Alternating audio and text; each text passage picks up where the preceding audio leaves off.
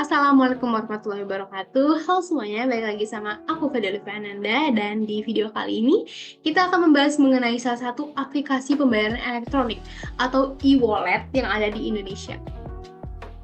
Nah, yang akan kita bahas nih, yang pastinya nih udah nggak asing banget ya mungkin di telinga teman-teman gitu. Mungkin teman-teman sendiri juga make gitu aplikasi ini karena memang common banget ya dipakai sama orang-orang. Jadi kita akan membahas mengenai Dana, dan sebelum kita masuk ke pembahasan mengenai Dana, kita akan sedikit membahas tentang apa itu pembayaran elektronik atau mobile payment gitu ya. Mobile payment adalah sarana pembayaran non-tunai dengan menggunakan perangkat smartphone yang memanfaatkan berbagai media teknologi nirkabel. Nah, jadi mungkin ini ada ilustrasinya di sini ya. Jadi kita menggunakan smartphone, dan kita bisa langsung melakukan pembayaran, misalnya seperti NFC ditempel gitu ya, misalnya NFC ditempel, atau misalnya di scan pakai barcode gitu. Nah, itu bentuk-bentuk dari mobile payment. Jadi menggunakan perangkat smartphone, dan dia tuh teknologinya wireless ya, nirkabel. Untuk mobile payment sendiri tuh ada dua, ada e-wallet dan ada payment gateway. Kalau e-wallet itu bisa kita gunakan untuk menyimpan uang sekaligus bertransaksi. Kalau payment gateway itu layanan yang disediakan untuk menerima pembayaran kartu kredit secara online. Nah, kebetulan untuk aplikasi yang akan kita bahas kali ini itu dia masuknya ke e-wallet ya, dompet digital gitu. Dan untuk mobile payment ini sendiri itu sebenarnya ada dibagi dua lagi, ada yang chip base, ada yang server base.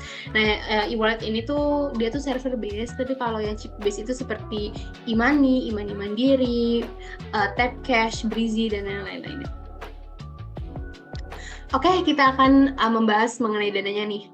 Dana adalah aplikasi atau platform dompet digital di Indonesia yang didesain untuk menjanjikan transaksi non-tunai dan non-kartu secara digital, baik online maupun offline. Dana dikembangkan oleh perusahaan startup PT Ispay Debit Indonesiaku dan diresmikan pada tanggal 21 Maret 2018. Dana sudah terdaftar dan diawasi oleh Bank Indonesia dan Kominfo. Nah, sebenarnya kalau diperhatikan, mereka ini tuh mirip-mirip, e-wallet ini tuh mirip-mirip kayak bank digital. Nah, bedanya itu dompet digital tidak memerlukan rekening seperti bank, terus layanannya juga hanya berfokus pada pengelolaan dan penyimpanan uang dan tidak memiliki layanan perbankan. Seperti itu. Jadi sama-sama digital ya, tapi ada perbedaannya. Kayak Dana kan gak ada rekening gitu ya, karena dia bukan bank. Oke, kita akan membahas mengenai beberapa fitur-fitur yang ada di Dana, fitur-fitur penting yang ada di Dana. Untuk Dana sendiri sebenarnya fiturnya banyak banget ya, tapi kita akan membahas bagian saja yang memang krusial atau menjadi poin utama dari si Dana ini. Oke, yang pertama, fitur saldo Dana. Nah, ini halaman awal ya, halaman awal kita membuka Dana. Di halaman paling awal pada aplikasi Dana terdapat informasi saldo yang dimiliki oleh pengguna. Saldo pada Dana tidak berlaku perhitungan bunga dan bukan merupakan simpanan seperti yang dimaksud dalam Undang-Undang tentang Perbankan.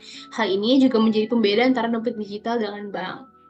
Jadi dia memang hanya saldo saja ya, bukan simpanan seperti di bank. Nah, untuk saldonya bisa dilihat di sini nih, paling atas sebelah kiri. Untuk saldonya misalnya ada rupiah sekian gitu ya. Next, fitur selanjutnya yaitu top up Dana, top up saldo Dana ya. Fitur ini bertujuan untuk menambahkan saldo Dana kepada akun pengguna. Beberapa metode top up yang tersedia yaitu melalui kartu debit, transfer bank, maupun melalui agen seperti Indomaret, Alfamart, Alfamidi, dan yang lain-lainnya. Jadi memang caranya tuh banyak banget. Kalau mau top up bisa pakai bank, bisa pakai lewat Indomaret atau Alfa gitu. Next, ada fitur send money. Nah, di sini kalau misalnya di menu ini kita lihat di sini tuh ada kirim uang. Nah, itu fitur send money itu untuk mengirim dana ke sesama akun Dana dengan memasukkan nomor handphone pada akun Dana tujuan. Jadi misalnya ingin mengirim ke salah satu kontak atau nomor handphone gitu ya. Kalau misalnya mengirim ke kontak, mah kita tinggal cari kontaknya aja namanya siapa. Kalau misalnya ke nomor, misalnya nomor orang yang kita tidak kenal ya, kita tidak tahu, kita masukin aja nomor teleponnya berapa. Nanti keluar tuh akun dananya namanya siapa, seperti itu. Selain ke sesama akun dana nih, pengguna juga bisa mengirim dana ke rekening bank. Transaksi ini dikenakan biaya admin 2.500 seperti pada bank tadi ya, dikenakan biaya 2,5. Namun untuk 10 kali transaksi pertama, Dana memberikan gratis biaya admin dengan syarat di atas 50.000. Nah, jadi buat yang belum pernah transfer ke rekening bank, ada kesempatan 10 kali gratis biaya admin dengan syaratnya di atas 50.000 rupiah. Next ada fitur request money. Request money merupakan fitur di mana pengguna Dana dapat mengajukan permintaan sejumlah uang kepada pengguna lain dengan scan QR, mengirim QR, atau menggunakan tautan yang dikirimkan melalui aplikasi messaging. Nah, jadi selain kirim money, kita bisa meminta ya. Selain mengirim, kita bisa meminta uang gitu. Kita bisa request money, caranya dengan QR.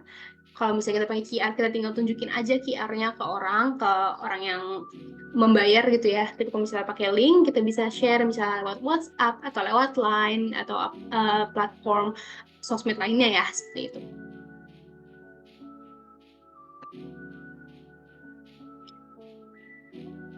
Oke. Next ada dana statement. Dana statement merupakan kumpulan riwayat transaksi yang dimiliki pengguna. Dana menyediakan seluruh riwayat transaksi dalam 1 bulan dan disajikan dalam bentuk diagram untuk mempermudah pengguna melihat pemasukan dan pengeluarannya. Nah, ini hampir mirip-mirip kayak tracker Blue BCA tadi ya. Jadi dia itu nge-track, dia menyimpan semua pemasukan dan pengeluaran, kemudian direkap gitu ya, misalnya dalam 1 bulan pemasukannya berapa, pengeluarannya berapa, terus dibuat grafik misalnya dalam tanggal nih, ada tanggal 21, 22, 23, 24, 25, di 21 dia nggak ada pemasukan gitu ya, kemudian di tanggal 22-nya mungkin ada pemasukan jadi dia naik dan lain-lainnya. Nah, terus dibuat grafik gini, biar kita bisa ngeliat nih, wah ternyata boros banget nih bulan ini gitu, atau wah ternyata masukan bulan ini tuh banyak gitu. Jadi mempermudah banget untuk nge-track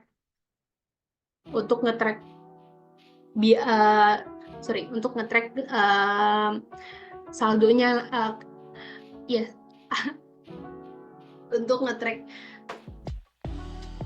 Jadi mempermudah banget gitu untuk nge-track pengeluaran dan pemasukan dari si user ini gitu.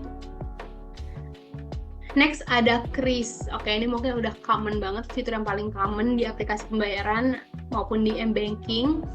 Kris itu untuk pembayaran melalui Kris, Quick Response Code Indonesian Standard, yaitu QR yang menyatukan bermacam tiang layanan pembayaran yang ada di Indonesia. Dengan Kris, pembayaran bisa kemana saja dan bebas biaya admin.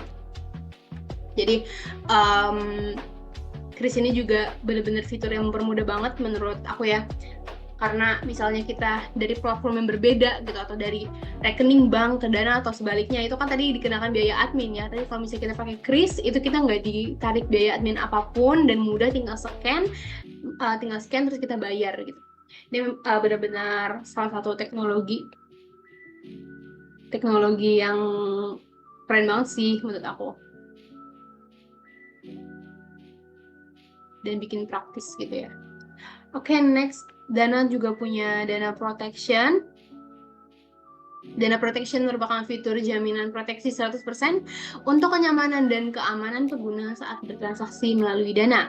Dana juga menyediakan garansi 100% uang kembali saat ada yang menyalahgunakan akun atau di luar kendali pengguna, tentu dengan syarat dan ketentuan yang berlaku.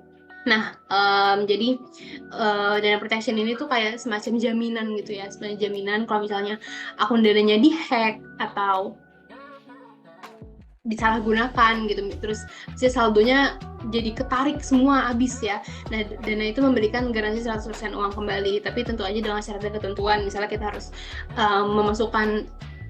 misalnya masukkan buktinya atau gimana gitu kan. Nah, untuk Dana Protection sendiri itu ada syaratnya. Syaratnya itu untuk mengklaim garansi ini atau jaminannya ini, pengguna harus sudah upgrade ke akun Dana Premium dan aktivasi verifikasi wajah Dana Vis. Jadi ada verifikasi wajahnya juga. Jadi biar nanti misalnya ada kenapa-napa tuh bisa diverifikasi pakai wajahnya, apakah sama dengan yang tersimpan di datanya si Dana ini atau enggak gitu. Nah, jadi ini Dana protection ini tuh ada supaya si pengguna dana ini tuh merasa lebih secure aja gitu, merasa lebih aman bertransaksi di dana. Jadi mereka membuat garansi, mereka membuat jaminan keamanan yang dilindungi oleh dana protection.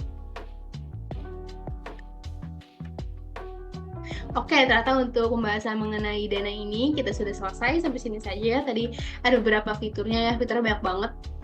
Ada kirim uang, request money, top up, terus pembayaran juga bisa ya sebenarnya di sini tuh seperti ini BPJS, listrik, air juga bisa, tarik saldo juga bisa melalui Indomaret, Alfamart. Untuk fiturnya sendiri tuh banyak banget ya buat di Dana. Dan ini beberapa yang tadi kita bahas, ada dana statement, kris, dan dana protection juga. Nah, jadi mungkin itu untuk e-wallet Dana ya, untuk pembahasan mengenai. Next video kita akan membahas mengenai platform peer-to-peer lending, jadi make sure buat nonton video selanjutnya ya.